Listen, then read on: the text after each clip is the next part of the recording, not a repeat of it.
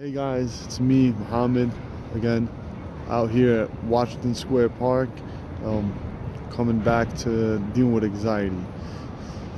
Yeah, so if you guys watched the first part, you guys know what I spoke about in regards to, you know, what my a little bit my story, a little of what I dealt with, a little of how I, got to where I was, and even so, what I'm dealing with now.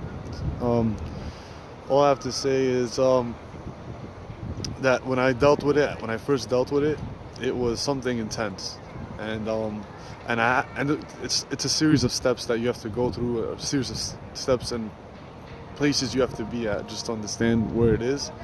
And one of the ways I did it was I bought books. I bought a book on the growth, spiritual growth, and a spiritual process of how to overcome anxiety and depression. And I can't remember the name of the book, but it's a really good book.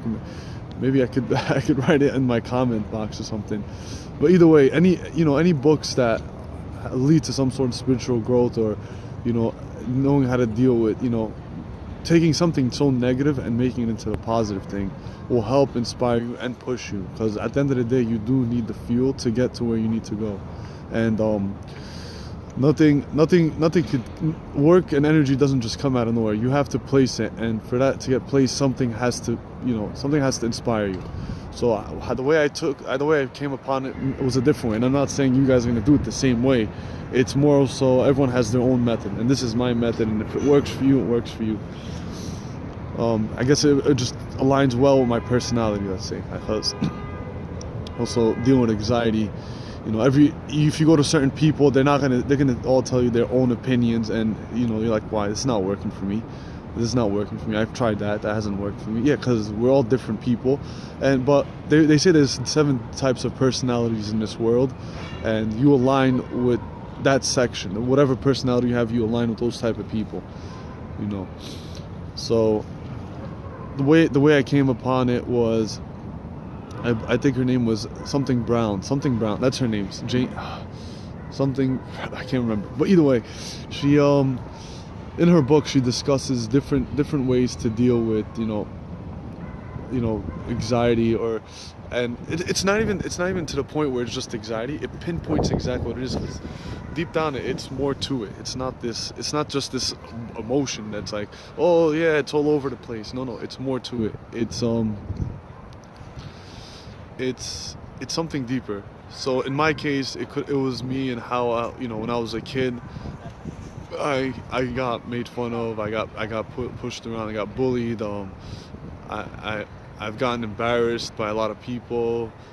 People put me down in front of other people, and they just made me look really bad. So to that point, sometimes you don't deal with it then, but somehow in life it comes back to you. You really have to, once it comes, you got to deal with it. And the younger and the smarter you are, you'll deal with it the sooner, because it all builds up. Everything just builds up. And in my case, that was a big part of it. I had anxiety also from people, so I was heavily affected by people, and I used it to overcome that. I had to, in the book, she goes into details to how people are persuaded, or they just follow people's opinions of what they should be and what they shouldn't be. Hence, that's how a lot of stress comes, when you want to be a certain way, and it just builds up this anxiety, to the point, and then it just leads to so much chaos mentally. It's you think it could affect your relationships with people, with yourself, how you do your job, and you're just always anxious in every way. But meanwhile, you could pinpoint it to the T. So yeah, I'm gonna post this up, and I'm gonna come back to it again.